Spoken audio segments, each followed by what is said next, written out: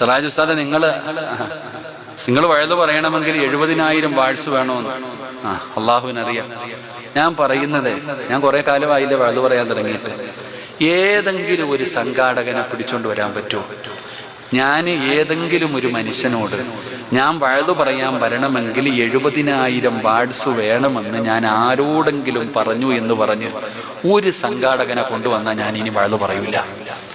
ഒരാളെയെങ്കിലും കൊണ്ടുപോവാ. 70,000 വാഴ്സ് ഉണ്ടാലേ ഞാൻ പ്രസംഗിക്കൂ എന്ന് പറഞ്ഞ് ഒരുത്തനെ കൊണ്ടുപോകാരെങ്കിലും. നീ നിന്റെ ജീവിതകാലം മുഴുവനും തിരഞ്ഞാലും ഇതായിരിക്കുന്ന ലത്തീവ് ഓന്റെ ഫോൺ നമ്പർ ഏതാന്ന് വെച്ചാൽ എനിക്കറിയില്ല. ഈ പറയുന്ന മൈക്ക് സെറ്റുകാരൊക്കെ വേറെ മൈക്ക് സെറ്റ്, ഞാൻ എന്നോട് സംഘാടകർ ചോദിക്കുമ്പോൾ ഞാൻ പറയും നല്ലൊരു മൈക്ക് സെറ്റ് വെക്കണം, അത്രയേ ഉള്ളൂ, എനിക്കതേ ഉള്ളൂ.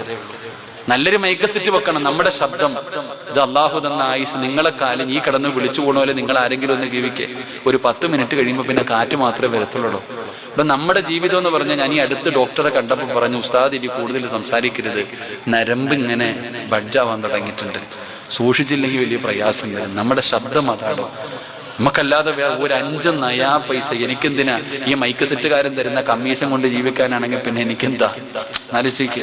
അതൊക്കെ റബ്ബല്ലേ നമുക്ക് തരുന്നത്, നമ്മുടെ റബ്ബല്ലേ. ഞാൻ ചോദിക്കുന്നത് 70,000 വാഴ്സ് വേണമെങ്കിൽ 50,000 വാഴ്സ് വേണം, വലിയ സ്റ്റേജ് കെട്ടണം എന്ന് പറയുന്നവനെ വാഴ്ന്നു വിളിക്കുന്നവനല്ലേ തല്ലേണ്ടത്?